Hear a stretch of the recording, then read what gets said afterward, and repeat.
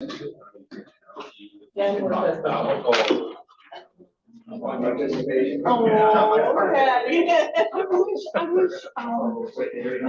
a short one here.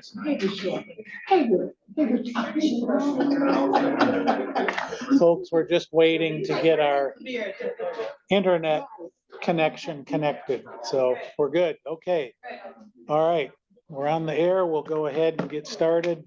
Don't forget to turn the ringers off on your phones or anything else that might make noise. And if you have anything for us, it goes to Mr. Curran. With that, Madam Clerk, will you please do a roll Bell. call? Curran. Here. Freeling. Present. Harrison. Here. Hinkleman. Ott. Yep. Pittsford. Present. Tyler. Here. Ballrath. Here. Werfel. Here. Yarborough. Present. Elliott. Here, We have 11 present, 1 absent. thank you. Minutes from 2 weeks ago, the last committee of the whole need to be approved. Mr. Chair, I'd make that motion that we approve those minutes. Second.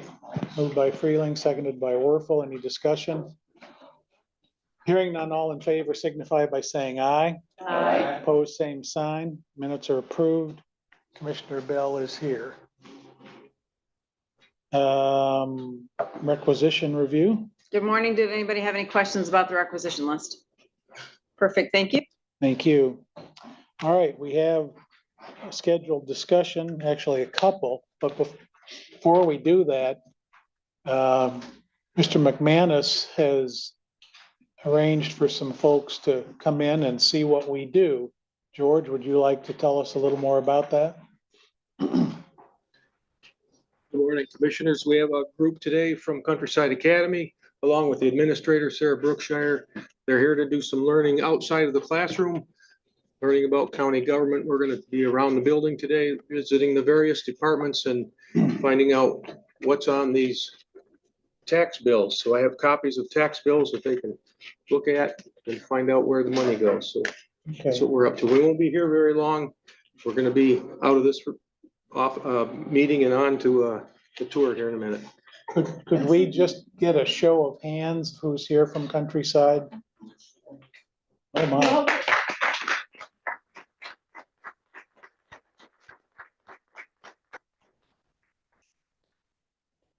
Okay, and if you want to join any of the committees, George, wherever you want them to go. So, or if you want to leave right now, that's fine.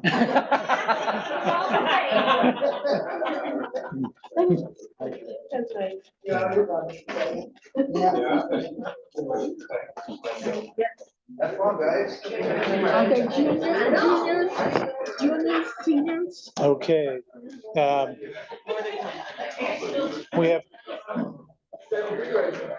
We have Kai Gritter here from MSU Extension. Would like to share some news with us.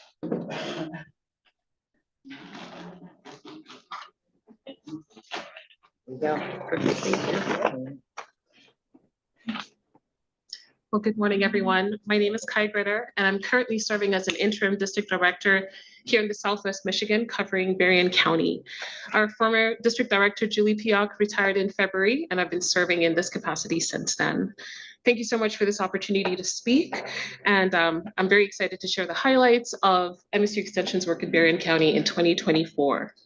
So I believe you all have a copy of our annual report. It's hot off the press.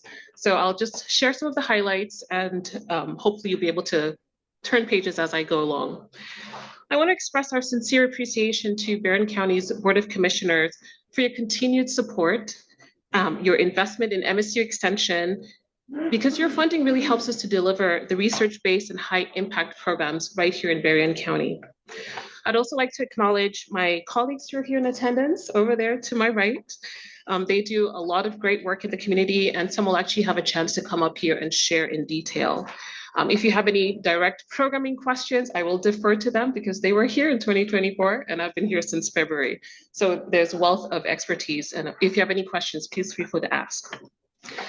So let me jump right into the report. In 2024, we had over 5,146 to be exact, Berrien County residents who participated in MSU Extension's programs. Residents utilized 486 of our statewide programs, and 157 in-county programs were actually utilized by Berrien County residents as well. We have a very robust volunteer group. 220 volunteers donated their time, about 171 are 4-H volunteers, so that's a really robust number, and that extended our impact further into the community. Our 4-H community clubs reached 482 Berrien County youth, helping to develop the next generation of leaders. So we really thank you for investing in our programs as we make an impact in the community. My colleague Kathy will be able to share a bit more about 4-H in a few minutes. I'll share a bit about the agriculture and agribusiness programs we have here in Berrien County. Dozens of Berrien County producers benefited from MSU Extension's annual Great Lakes Expo event that happened in Grand Rapids last year. And that event equips them with the latest research, innovations, and farm in order to allow for farm profitability. About 89 attended that, which is one of the biggest numbers from the counties. So it's pretty amazing. You'll notice there's a testimonial. I think it's on the second page of your report. Someone said, it's great to have a mix of industry leaders and an academic community insight, as it provides a more robust and holistic perspective on emerging technology. So they're really benefiting from our programs. Right here in the county, growers accessed expert guidance in events such as SwimRac's horticulture and viticulture field days. Last September, we received an e-rail trail, and there's an image in your packet right there that shows Beth, who is right here, interacting with first responders. These e-rail trails are very helpful to allow for emergency preparedness. In addition to that, we worked with a variety of partners and stakeholders to serve the community well. So just wanted to showcase what we're doing with regard to agriculture and agribusiness. I'll now move on to our Community Food and Environment Institute. There's 4 institutes, so I'm just going to run through the first 3, and then my colleague is going to talk about the Community and Youth Institute. We trained 19 Berrien County residents through our Michigan Conservation Stewards program. We also trained 32 local leaders through the Building a Foundation to Attainable Housing program. A wonderful highlight is featured there. You see a picture of a local business owner. Our product center supported her so that she was able to move from cottage food law and was able to quadruple her sales. So this is just making great impact from an individual all the way up to local leaders. We are really making it happen here in Michigan. As I close out, I'll be talking about the Health and Nutrition Institute. Prior to my role as an interim district director, I actually served in the Health and Nutrition Institute. I did a lot of stress management training, mental health first aid. Just going to give a shout out, with this being the month of May, this is Mental Health Awareness Month. So we have tons of programs that are offered virtually as well as in person. So through our engaging programs, we have community nutrition instruction programs like Show Me Nutrition, where over 2,000 Berrien County residents were able to benefit in our health programs in order to be able to make healthier lifestyle choices. Our staff partnered with quite a few local organizations. We are really big on partnerships. You'll notice on the first page, we have over 100 partnerships right here in Berrien County. So we partnered with schools, senior centers, farmers markets, food pantries, the list is endless, community organizations, in order to make an impact across the lifespan. Now I will invite Kathy to share a bit about the Children and Youth Institute, and then I will conclude afterwards.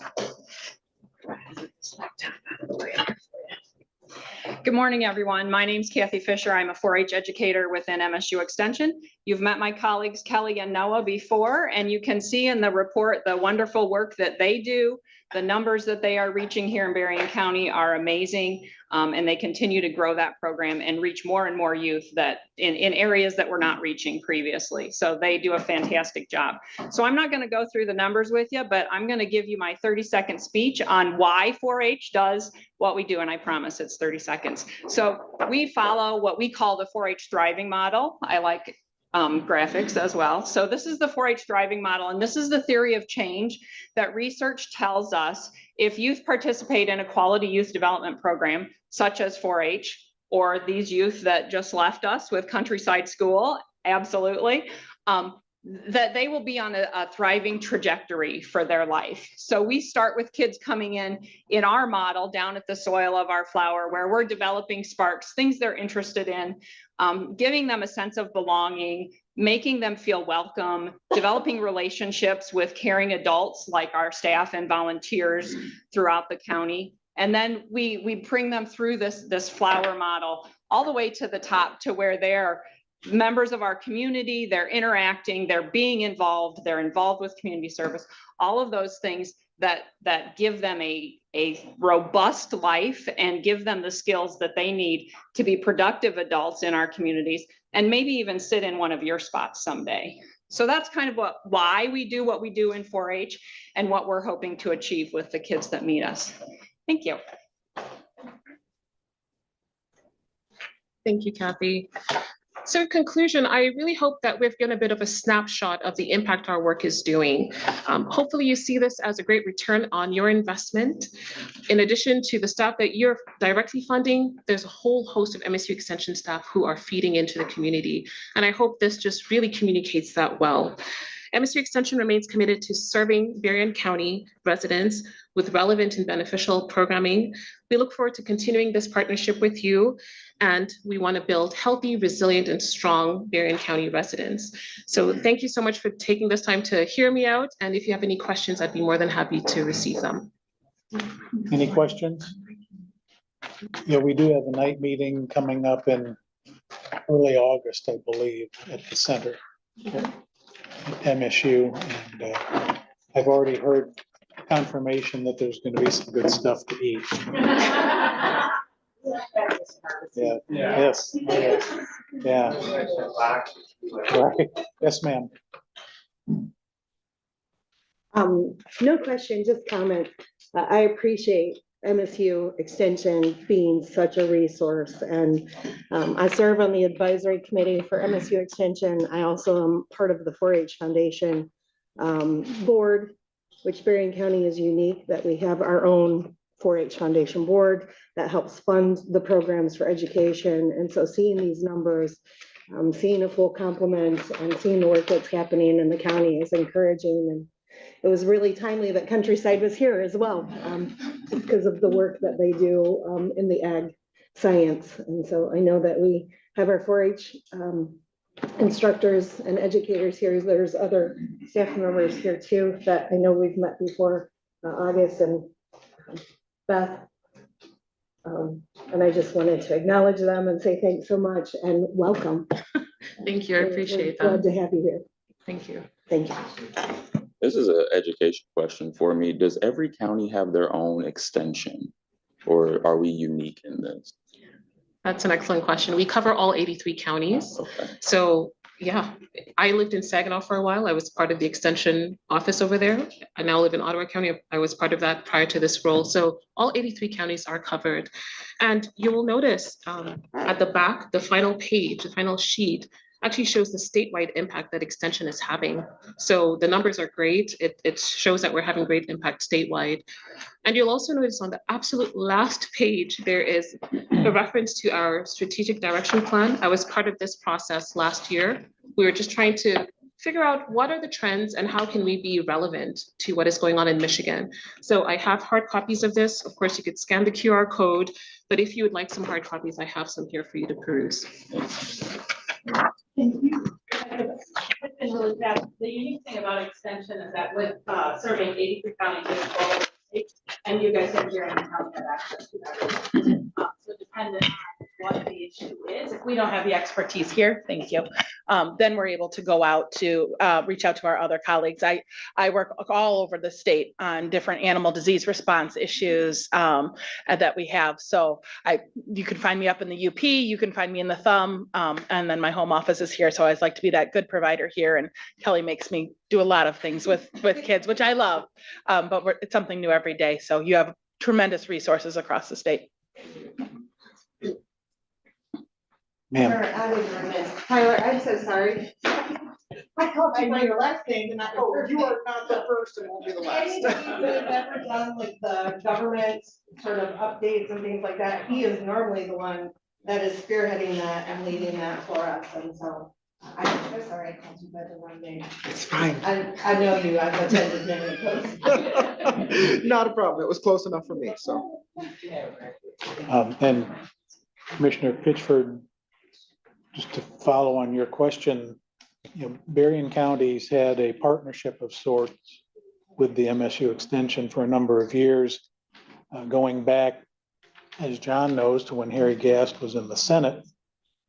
And we wanted to make sure they had a facility that was functional and productive. And Senator Gast was also very good when he chaired appropriations to make sure that MSU had what they needed to do their job effectively. So I, for one anyway, look forward to continuing that partnership. It's going back, that I know of now, 40 years. So. Mr. Chairman. Yes. So over the last few weeks, the board received public comment on from the township level. Some local leaders are desirous of learning more about solar rules, how to plan, how to zone for solar installations. This is something that did not fall on deaf ears. The county's planning commission, the members there and the staff working for the planners have been actively working with Michigan State University Extension to try and bring education to the county, but also to provide that out to all of the local township leaders. And we actually have a representative here who's been actively working on that. And it should be a really interesting topic. It's something that will be flowing through the county in the coming weeks. Would it be all right if we just took a second and talked about what's coming? I think so. All right, thank you, sir. So yeah, Tyler Alks here again, and yeah, I'm part of the team between, it's Eagle, U of M, MSU, Michigan Association of Planning, somebody else who's revising our guidebook for local communities on planning and zoning for solar energy systems. U of M and their team has already updated the battery energy systems guide, BESS. And now we're doing the next one, which is our solar. It is in final edits with the folks at U of M. We're hoping to have something ready to release to the public by the end of this month, and then working here with your county folks to bring it here locally to make sure that education gets out to the communities that actually need it. But essentially what the guidebook is doing is taking the 2024 laws that created the option for these large scale project developers to get permitting through the Michigan Public Service Commission at the state level, and outlining sort of the 3 pathways that communities can choose under this new regulatory regime of how to handle that at the local level for both those very large systems, but also for the important smaller systems that don't have that state siting option, but are still going to be key for individual and community resiliency around the state. So another one of our, if you've seen past zoning guidebooks from ours, it's a sort of choose your own adventure, fill in the blank, lots of great information to help guide communities along these decisions, not ever telling a community what they should do, but hey, here are your decision points, have those local community conversations. So sure, you'll be hearing a lot more about that. Thank you. We have a J-Works update. Chris Swihart is here and Carrie Smetanka Haney.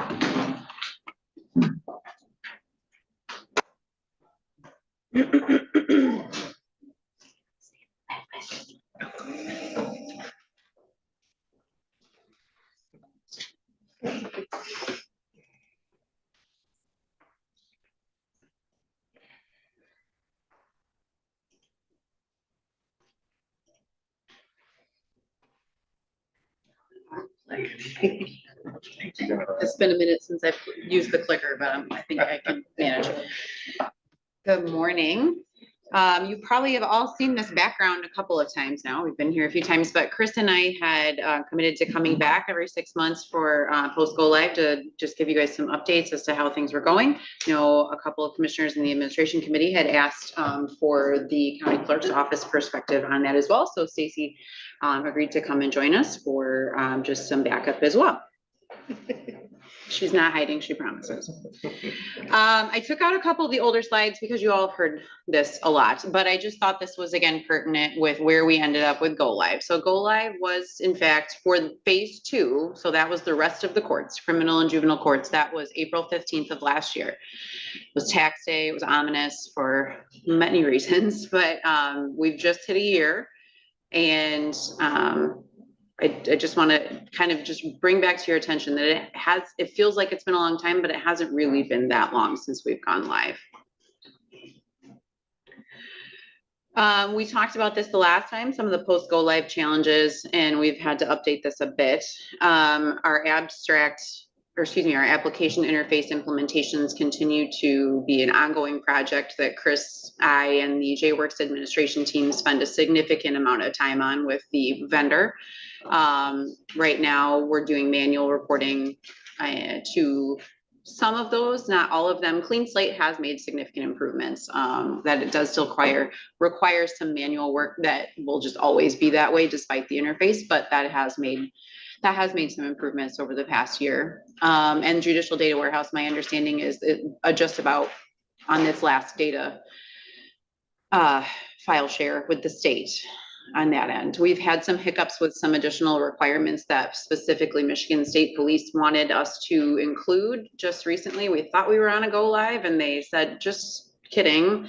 We need you to report 92-day and below misdemeanors in a different way than you would have done prior to go live. And that memo happens to be in the process of all of that. So we're in the process of updating that with Equivant and hopefully going live. But in the meantime, I and several staff from either Stacy's departments or mine are manually submitting what we can. It is a time-consuming process. I will say abstracting is a little bit easier, a little bit quicker, but lien reporting is a difficult beast. And I'm sure yelled at my computer more times about lien, not JWorks, but about lien more times than my assistant would like to hear. So we did complete our state court reporting this year.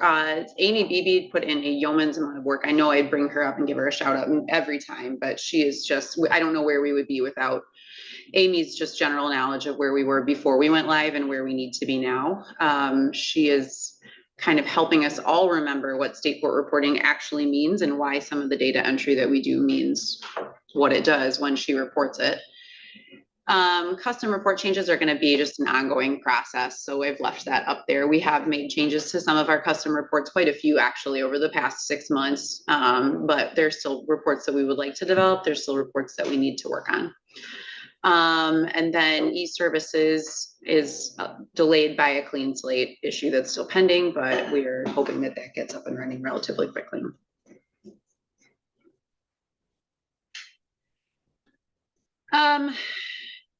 I just want to point out, it's not just JWorks, right? I think we all thought that JWorks, and it's a change, right? It's a change. Change is hard, change is scary. But some of the things that are affecting all of our work aren't just because of the JWorks transition. So some of the things that we've had to do, that we've had to deal with, are kind of those last ends there that are they're hindering our ability to do things in a fast way, because we now have long-term effects of things like Clean Slate legislation. That's a very manual process for courts. That takes a lot of time to manage, and not something I can give a brand new person to do. I know Stacy's staff is frequently pulling very old case files from records and having to remove those things. I'm the one who's the point person for updating Clean Slate right now. And that takes a good significant portion of my time every month. Personal identifying information is something else that came up as we were going live with the other courts. That court rule has changed our jobs significantly when it comes to things that should be in and should not be in either a physical court file or on our online case management system.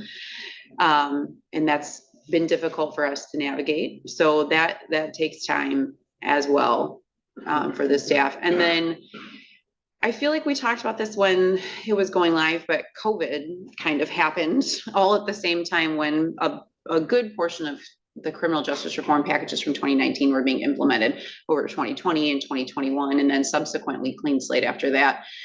We touch a file so many more times than we ever did prior to 2020. And that is a product of things like waiting 48 hours to issue a failure to appear warrant. We have to give individuals the benefit of the doubt that they perhaps just missed, that they didn't get a ride, that there were weather-related problems. So we have to wait 48 hours. So that's something we have to track that we didn't have to track prior to criminal justice reform.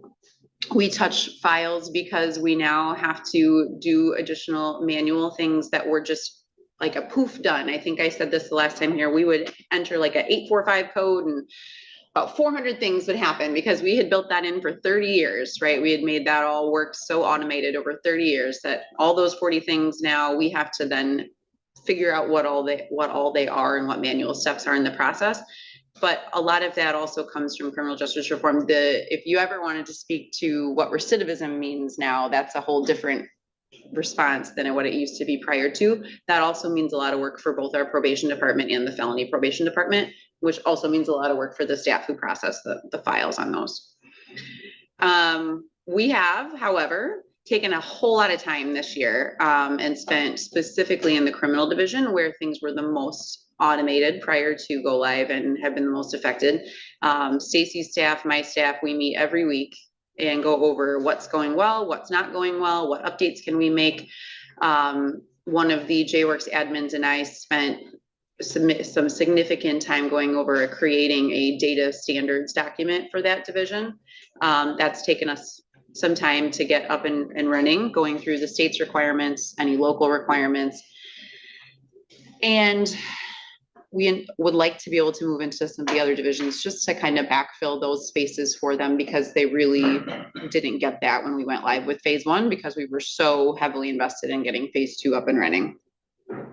We've also spent a lot of time learning from other courts and counties. If it's not me asking our team a question or sending something out to circuit or district courts, it's me asking Stacy's staff to say, hey, do you have a contact in the circuit court anywhere else that has a suggestion? What I have learned is that we probably shared more information with more good departments in the county than anyone else in any other county, and we really shouldn't have been doing that. The court's product is the court's product. The IS department's product, while they help us, is the IS department's product. The sheriff's department, that's their product. I don't get to mess in OMS. I can look at it, but I don't get to mess in it. And similarly, we were so intermingled that some of those things really shouldn't have never been that way. But we had done it for so long, and that's just how it was that we didn't know the difference.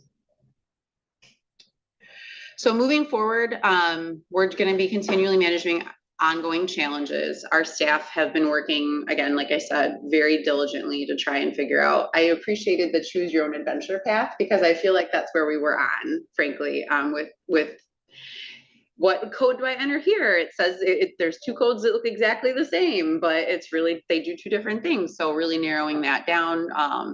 We also have had to really reimagine the court to meet the abilities of the staff in the system. And we're working probably to refocus where our staff spend their time. Are they really assigned to one specific set of duties, or are they assigned to a judge and then we are able to better track what's going on in that courtroom? Not something that we've done before aside from courtroom clerks, but I think something that probably would be really useful. On the staffing note, I know we've all talked that we would come back and let you know if there were additional personnel resources that were needed. That's really no longer a question, it's a reality. All 3 of our departments are experiencing the need for additional staff, not only because things just are different than they used to be because of all the reasons I stated prior to that, not just JWorks, but because court's just different now and the amount of things that are coming at us are different now. And one thing I can say about the IS team is that they are very expert in what they do, but in many circumstances, and this goes for probably all of our departments, there is one person who's really good at that thing. And we learned that when we went live, in that we had one system administrator who was great at doing data conversion. No one else knew what that was. No one else knew the backside of that. I don't believe that's good business process to move forward in that way, moving forward for any of us. We should be able to have backups. And right now, if Amy Beebe or Dan Utrosky were to retire or some other emergency were to occur, there are things that they know that we wouldn't be able to manage, just it is in their brain. And we need to be able to transfer that knowledge onto other folks. Again, finalizing interfaces are steps forward, taking the same approach I mentioned previously. I feel like I have to extricate myself a little bit from the criminal division and move to the civil and family divisions, but criminal's just a lot of volume. And then recognizing wins and improvements. I said, it's not perfect. I don't think any of our staff would say it's perfect. I think it's gotten a heck of a lot better over the last year. We better understand the system. We better understand what we were doing before that we maybe shouldn't have been doing, or how we can do it better. It is still slow because it is not an 845 code with 40 things happening anymore. And that is, and it's not tab enter, it thinks for a little bit longer. Not that the mainframe didn't think, it just thought differently. And that's unfortunately where we will be at, I think, until we can kind of get ourselves more situated. And something Stacy, I think, has learned is that we always say we're unique, but we really are unique. And part of the reason that this programming has been more difficult is because we are so unique in the way that we handle our unified court system, criminal division specifically, when we're so efficient because we move so fast in the courtroom, but that also means we do things differently than any other court in the state. And that's been difficult for us to create in a configurable system. There's no standard template you can pull from. We have to build it internally in order to make those processes function. And that's why it worked so well in the 90s when we unified, because we had these lovely people here who were able to create that system for us. And now we're finding ourselves in the same spot, but when we've been doing it for 30 years. Right. So I believe that's it for my presentation. Do you guys have anything you want to say, or any questions that? I'll just reiterate a lot of the things that Carrie said. I mean, a lot of changing of the business practices have really are what have created a lot of the issues transitioning from the mainframe. Those processes were built into the system. When they migrated to JWorks, we've had to rebuild a lot of those things from the ground up. The people that originally programmed and coded those things in over decades, some of them are not here anymore. And so we've had to re-engineer those processes and work a lot of time with Carrie and the team to rebuild those things. It's a massive effort on all sides. I have, staff, Dan and Amy that are, almost dedicated. Amy's dedicated to it. Dan has a lot of things on his plate, but we meet multiple times a week, and, we're working very hard to try and address these issues as best we can. Let's take some questions. Yes, sir. Just a clarifying question. So you brought up an input. You said you would put in something like code 845 and there'd be like 40 outputs. What could you give me some objective reasons why the legislative changes took place to change that system? Because it sounds like from your perspective, it was working. So I think that's two separate conversations. The legislative changes were to how courts around the state are to handle criminal processes, right? So that's different than the legislation doesn't dictate to any court what program we use, what case management system we use. So those are two different things.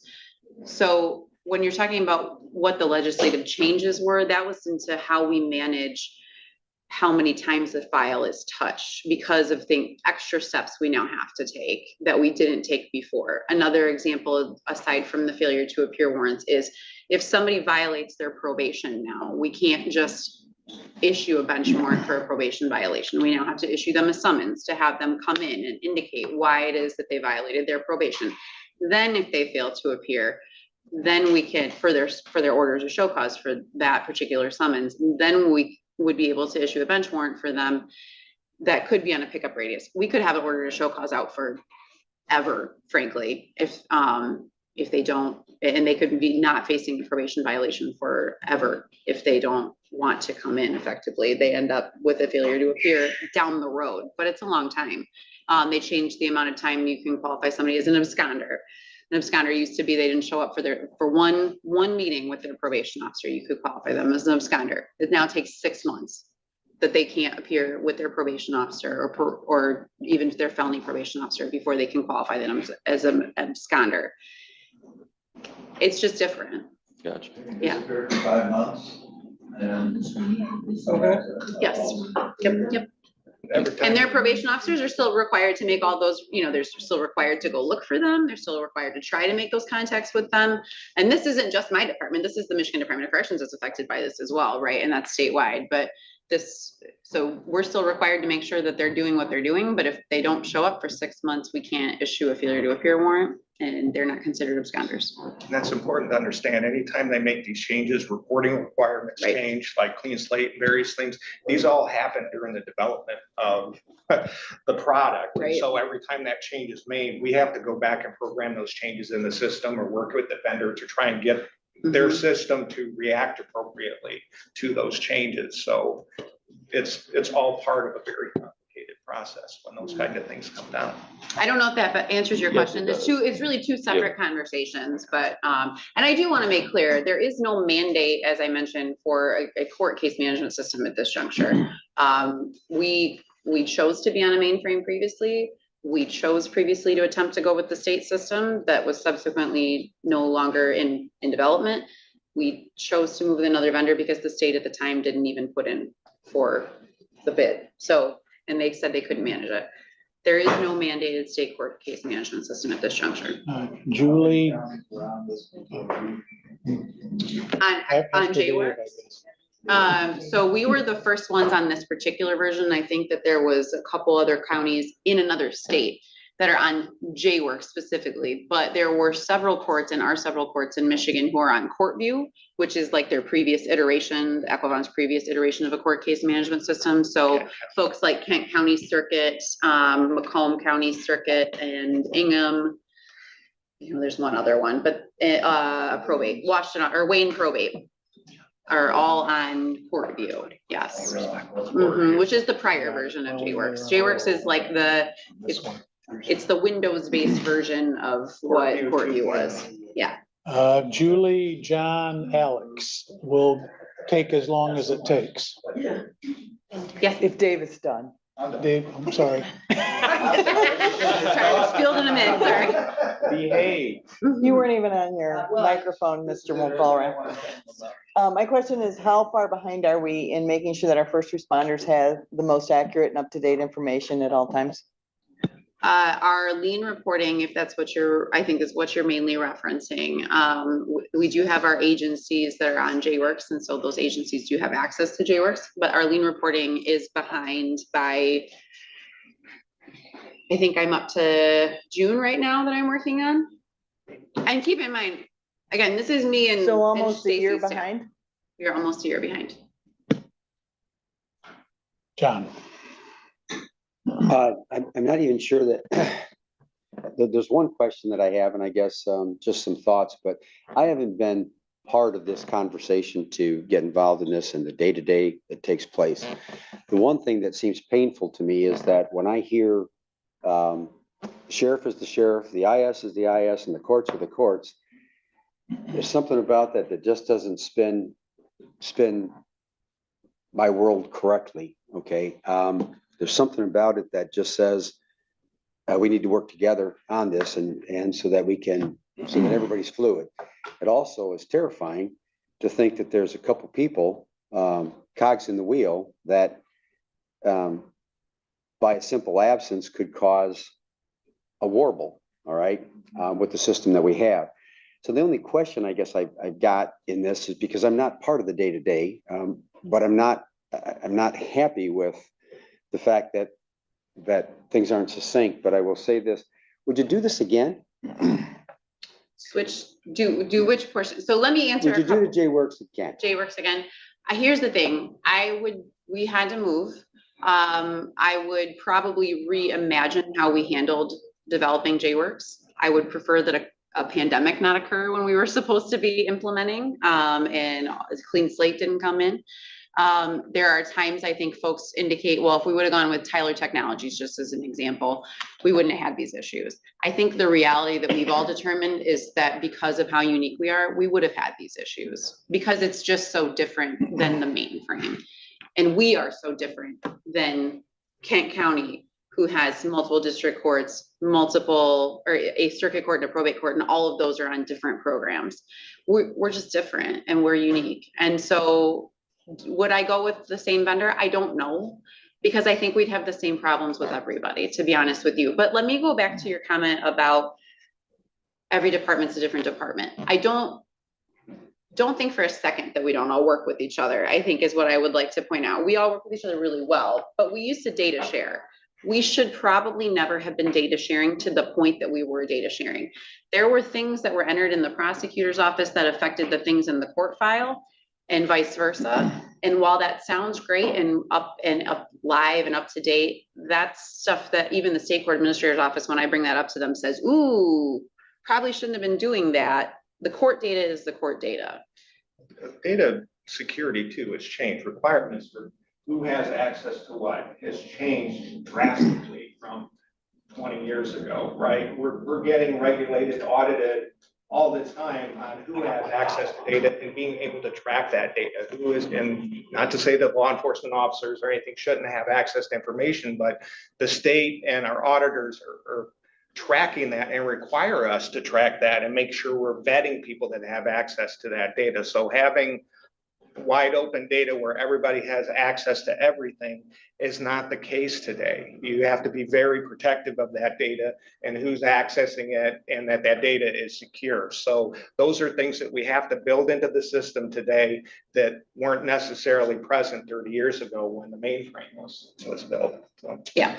So I guess, you know, to me, that takes some of the uniqueness out of it. We're all the same, you know, in the court system. There's things that we have to protect. And so what is it that makes us in our judicial system, in our little corner of the world in Berrien County, so unique?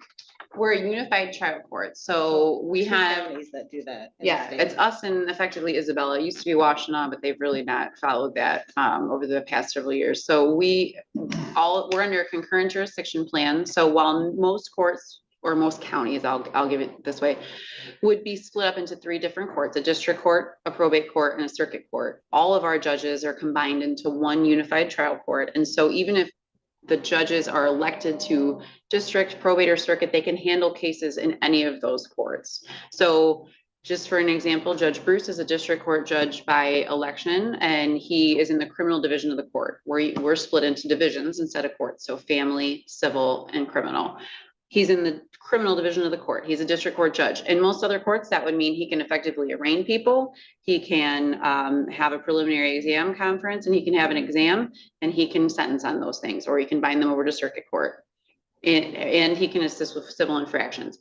In our court, he can take a felony that would generally start at a district court and only go to exam, where they would get bound over and then sent to the circuit court. He can, in the same hearing, go from a district court bind over to the circuit court to then flip to be a circuit court judge and handle anything else in the circuit court at the same time.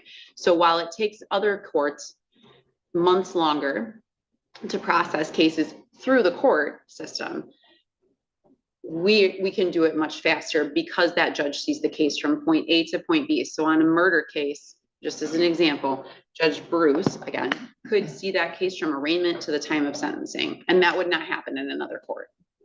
Does that make sense as to our uniqueness? I mean, Some, but I just can't imagine the uniqueness that we are. It doesn't seem like, it seems like there's something more combative, not between things. It just seems like this should be more fluid than it is, that this should work much better. And it doesn't seem like you've still got the right fit with J-Works to me. It just doesn't seem that way. As being the new person that walked in, right, and I'm hearing all this stuff, and my first thought was, why are we still here? Why are we still with J-Works? And asking a ton of questions. I wholeheartedly believe no matter who you pick, you'd be in the same one. And I think it's hard to for me, it was hard to grasp because what we had was amazing. The mainframe, everybody loved the mainframe. It was amazing. It did everything we needed to do without even realizing that there's so many things that it did that nobody even knew it did. But you also have to remember when mainframe was built back in the 80s and 90s, IS had 30 people on staff that's all they did all day was write code so that the database would do that automatically. He's half of that now, and people don't write code anymore. That's one small portion of what we do. People don't write code anymore. So it just, I asked the same questions, and I full-heartedly believe no matter where you went, we'd be having the same issues. And the issue is we are so custom, we are asking a company to build to our custom that they don't do for anybody else. So they're trying to make things work. Whoever's monitoring upstairs, please pass along that committees will start late today. Alex and then Bob. First off, thanks for the update. It was a generalized update. I get it. Thank you for that. And we know that it's not as simple as putting part one to work with part two. But what the admin board, I think, was really interested in for an update is where are we at making part one work with part two work with part three. And the reason for that is, an example was brought up where a lady was pulled over by a state trooper. He ran her license. She had a warrant. She luckily had the receipt that she paid that ticket. It just hadn't got moved up. Where are we in making sure that that doesn't happen? Like if a sheriff's deputy pulls over someone, I think that's the update we were kind of looking for, is how close we are to, does that make sense? To making the parts work together? So yes and no, because there's one, I couldn't tell you how that happened because I was unaware that that occurred. So I reached out to the individual who I understand brought that to folks' attention and have asked, and this goes for everyone. If a constituent reaches out to you and has a concern, please let me know, because I cannot fix something if I am unaware that it occurs. It is much easier for me to figure out how something happened, and this would go for Stacy's staff as well. It's much easier for us to figure out how something happened if I can look at a case than a generalized kind of, well, this happened one point in time and I don't know what the case, I don't know how it happened, right? So please contact me. I will answer your calls. One time yours went to voicemail on accident, but for the most part, I'll answer your calls. So please do that. With regards to, I guess I want some clarification from you when you say part A with part B, because I think there's been some questions about whether or not we would be able to interface with all three systems again. And I don't know if that's what you're asking. I'm going to defer to Chris on the actual abilities for any of those systems to work together. I don't pretend to be an expert. Between Carpel and JWorks, right, the prosecutor, there has to be an interface involved. And with any application, you have to have both sides that participate in that. So in order to exchange information with Carpel, we have to have them purchase an interface from them. They have to build that to exchange data in a way that's accepted by JWorks, and vice versa. JWorks, they both get their cut, right? So JWorks will also charge, Equivant will charge to ingest that data into their system. So it's a twofold thing. That's with any system. Concerning the CHR stuff, which you're talking, we're working on that actively. We've been in communication with the state. They're fully aware of what's going on. We have 2 meetings a week. We've run test exchanges of data between us and the state. Where we're at right now is we're cleaning up the data so that first transmission that we send to the state is accurate. So right now, there have been some issues with the way that Equivant was recording the data and the way the state is processing that data there have been some changes in that. So that we're making sure that aligns before we make that first transition. So we're very close. We're preparing that first load, so that interface will be going live soon. Right. It's ready to move into production. There's a patch that Equivant has to issue on the production server in order for that to work.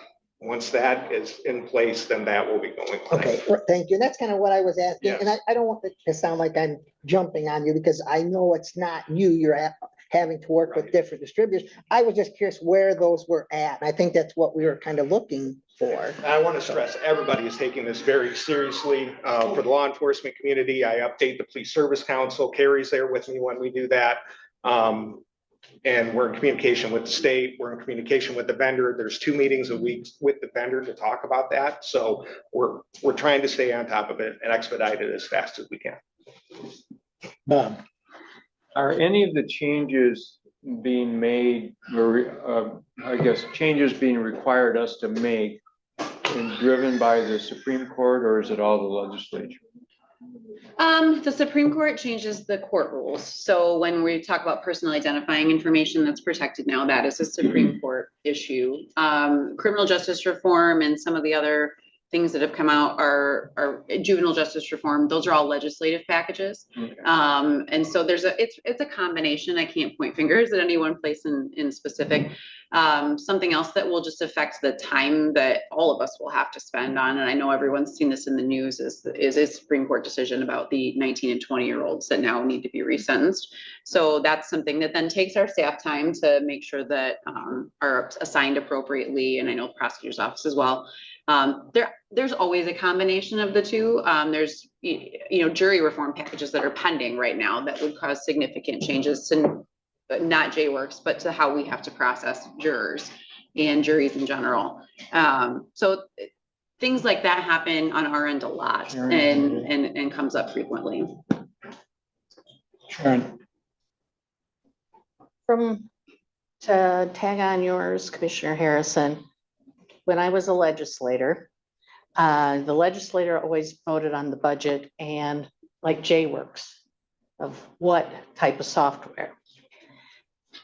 As the former county clerk, most of it was driven by scale, the Michigan State courts. It wasn't a legislative action, but scale has driven it. Right now, they're on a trial basis with the other 81 counties, trying to create the rest of the remaining counties as a trial court. I have been, in my past, a very strong spokesperson regarding the trial court, knowing issues. When it was created, as a county clerk, they forgot to put the funding in for the county clerk's office, but they did for the trial courts.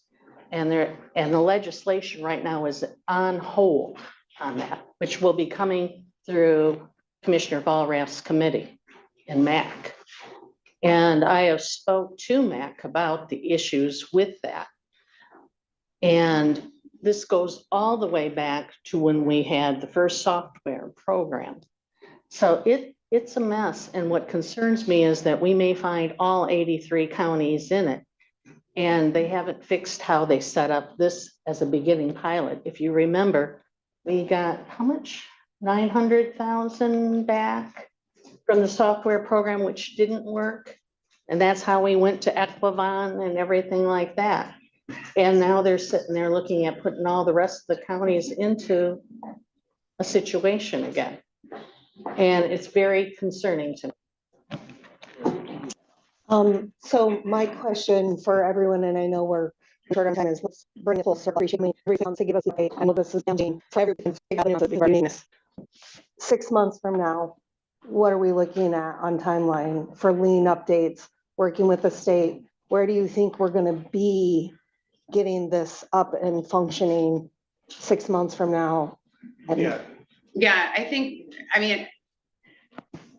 I'd love to say we would have being done frankly this month, but we're waiting on the vendor, right? And that's part of the thing. It used to be I could call Shelly Frank and say, hey, can you update this code? They just changed this bill and now I need a new code. And she'd do it in like a week and it was glorious. But it's just not the same. And that's the same for any software package. The sheriff experiences that, prosecutor's office will experience that now as well. That's just the same anywhere else. So right now, I hope by then all these interfaces would be up and running and done.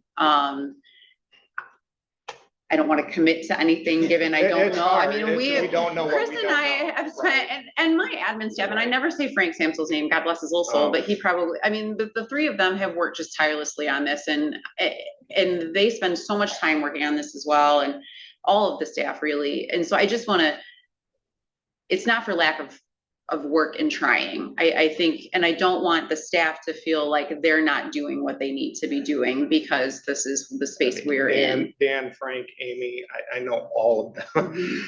What are you doing? You're on a day off, and they're in. Please stop messaging me on Teams. You're messaging me on Teams. You're working on things. These people have worked tirelessly trying to fix what they can for this issue. So it's not for lack of trying. We have a lot of dedicated staff that are really working hard to do this. Our hope is to maybe see lean fully updated and then also have all of the interfaces.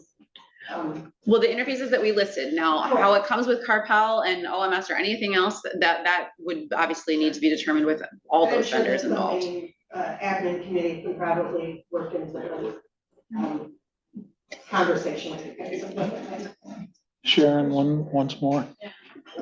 I was looking at job postings today and I see IS has a lot of postings and you have an opening for lean. Did I see that correctly? We have an opening for part-time lean entry staff. So just, again, our lean department is managed or run by one full-time person and multiple part-time staff where they enter warrants into lean and do warrant checks and removals and things along those lines, conditional bond release orders and things where there's no contacts. Those all get entered, and that's just a criminal division. That's not including J5 orders that come from the juvenile division for pickups and all kinds of other stuff. They also do our fingerprinting. So yes, we do have an opening in that space as a part-time staff. So would that individual also assist with the backlog? No, they're fully, and we just had our lean audit last week. And part of the reason that I would also like another full-time lean person is because of the amount of work that comes out of just the warrant side of lean. And I think Caitlin's staff could probably attest to this as well. And Stacy's staff sends all kinds of stuff as well over that way, but the amount of things that we now have to manage at the state police's direction is even difficult for all of our part-time staff to manage. And dispatch is still doing some entry. And I know we've been asked before, we keep asking for staff because of the amount of touches and, you have to remember too, while all this is being converted over to JWorks and we're trying to get it all to work, we still have court. We still have people doing things that have to go through court. So they're still doing their everyday stuff. And to say, I've been asked before, can't you bring somebody in to help with the backlog? Lean is very particular and takes a lot of training and not everybody can touch lean. There are very few people that can put it in. So right now our managers and our higher staff are doing the lean stuff. They're not getting to manage. They're not getting to look at what can we do in processes to make things better because they're busy. So when we ask for additional staff, it's not just to catch up on the backlog. It's a permanent issue and it's not going to get any better.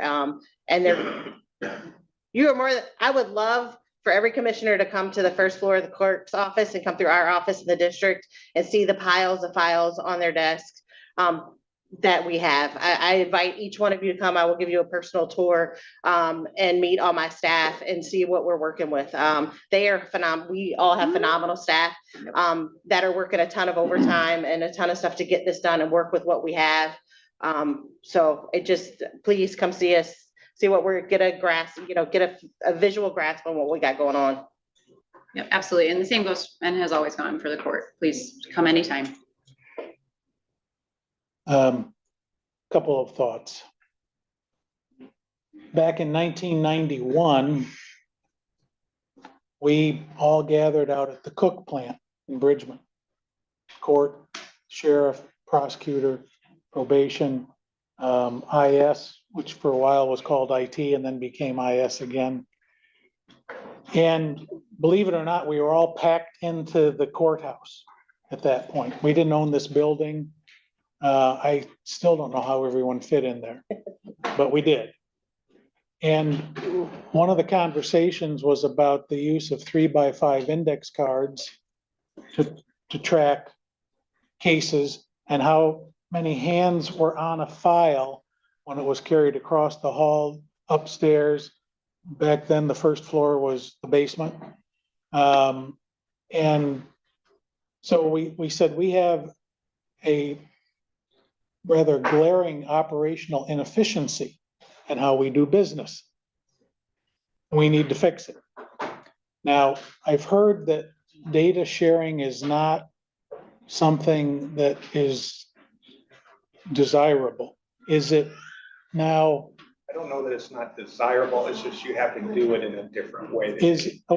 Is other than SCAO's opinion, is there a law that prevents the courts, the jail, and the prosecutor from having access to data and sharing it more or less in real time, like we started doing in 1992? Yes, some things, yes.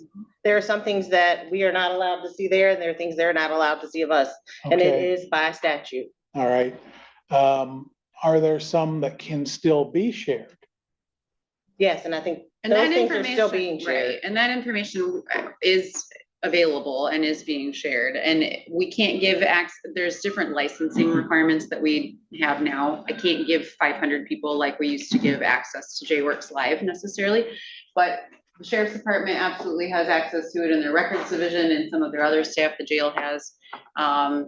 I think nearly every agency We've has opened up requested it every and opened it. agency to have access, you know, it's limited based on licensing. They only have a certain number of licenses, but their administrative staff and record staff have access into the system. So it's the JWorks company that determines how many licenses we can have?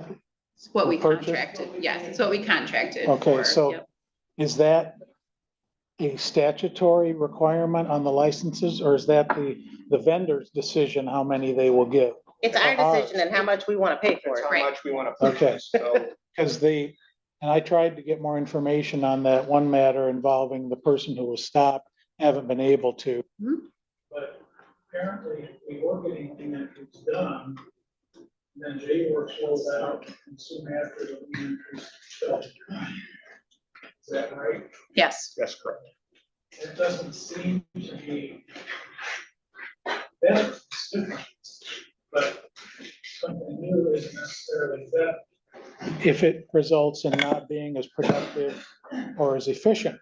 And we have the prosecutor's office on something that doesn't, without an interface, communicate with the courts.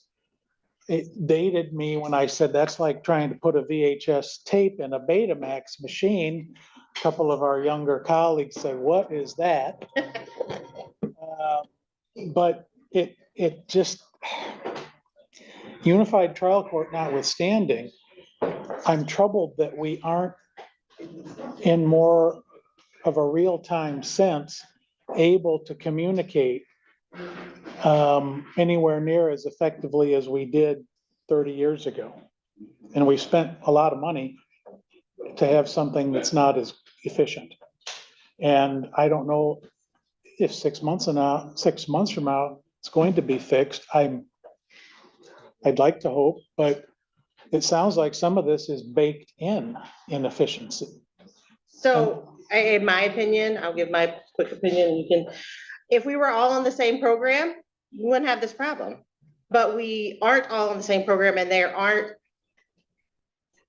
options now. There didn't used to be options when there was mainframe. There are options now, and if different departments are allowed to have different programs, you're always gonna have this issue.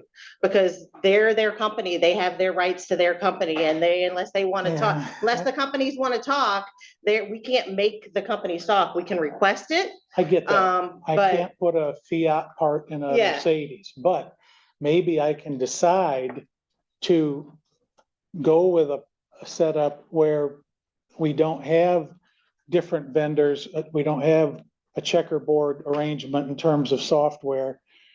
Because if I'm in business, in a private business, I'd never do things this way. I will be honest with you, I don't believe that anything exists that would include all of those departments, right? I don't believe anything exists. We were at that point with JWorks with the prosecutor's office when they were gonna go live with JWorks, and they chose not to do that, and that's fine. We spent a lot of time working to develop the right way for that to work, where it wasn't anybody touching anybody else's data necessarily. But we're not there now, and that's okay. It's a complex world, and you have industries that are very specialized today. So you have software that's specially developed for prosecutor's office, a tax application, a court application, law enforcement, applications for various functions. Those companies out there are building, because of the complex nature of technology, they're very focused on their development. They make ways to exchange data through interfaces. But those are purchased or add-ons or modules so that they can get you, buying subscriptions and buying their products. Die the death of 1,000 cuts in the process. Is there a data sharing mechanism, an interface, a program, something that would, when you have people in the courtroom keying in what's happened that moment in court, sentencing, a plea gets entered, something particularly disposition that would be lean, sensitive. Is there something we can do so that as that's getting entered in that courtroom, it goes to lien. That is the CHR That's the CHR, interface. the state interface. But Okay. keeping in Right mind, now. nothing is, even with the mainframe, nothing was instantaneous to the other departments. So we would send lien every night. We would Right. send Secretary of State every night. So it's sit in a queue. That's the same situation here, but that is the CHR interface is what you're referencing, is dispositions getting sent, or errors getting sent back, and then us having to work on those. But how did we get 11 months behind? Because the interface isn't finished and it wasn't communicating correctly with the state police. Frankly, it took us months to even get the state police to answer us about There was, there's there's a lot of process between the state and us in order to get the communication opened up. Does So anyone in we had Lansing- to make sure that the vendor was certified All right. to access CGIS data. There was a number of processes that had to happen in order for us to get that interface Do open up. they have any sense of urgency about this? Because Yes, and Brian and Thaddeus have both sat in on meetings with them and indicated what that, what the sense of urgency is. They are aware. We have been pressing them. is it all 83 counties that are impacted? No, well, this is only our interface with them. So the other courts either manually report or they have different interfaces with their vendors. Remember, it's not mandated right now. There's a ton of people on JIS, which is the state system. There's people on JMS, Tyler, Cherryland, oh, you name it. There's a bunch. There's a real risk that comes with this delay in reporting to lien. It creates a significant public safety risk to law enforcement personnel who stop someone, to the public who encounters someone and they don't know that this person is a bad hombre. I would think someone in Lansing would say, let's get all hands on deck and fix this, because someone's going to be a mess. Again, they've been very responsive. We've made a ton of progress these last couple of months. right. We've been communicating back and forth with them. We've sent test batches. We're staged to start dumping things once this patch is in place. It's not the state's fault that Equivant doesn't have this patch ready to go, but it took us time to figure out where that problem was. And vice versa, it's not the Equivant's fault that the state said, no, we want you to report it this way. It's a lot of, whoever said nuances is absolutely right. There are just a lot of nuances that have come with all of this. Is there And one person or department in Lansing in state government that's responsible for this? Because they're probably not elected. They probably get a check every 2 weeks, whether they do a good job or a lousy job. And I would say they're doing a lousy job right now. If we have an 11-month backlog of information going into the Law Enforcement Information Network, and I'd sure like to find out who it is so that we can turn on the spotlights and make everyone aware who isn't getting this done.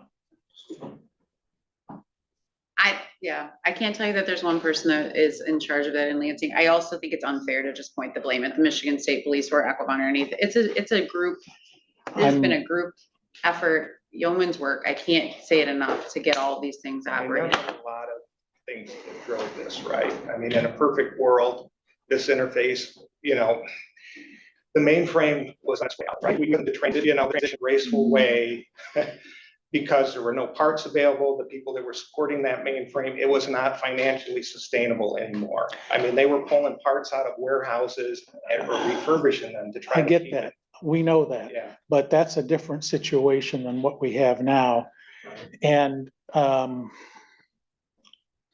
this is an unsustainable arrangement, and one that is creating some risk of harm to people who could be impacted by the fact that we are 11 months behind on lien. So if we can do anything to help, if we can get some folks who we work with in Lansing to become aware and to start applying pressure, happy to do that. Because, well, enough. I'm getting frustrated, and I'm sure we all have places to go, appointments, we got committees, but thank you very much, all of you, for taking the time to come in. We're adjourned.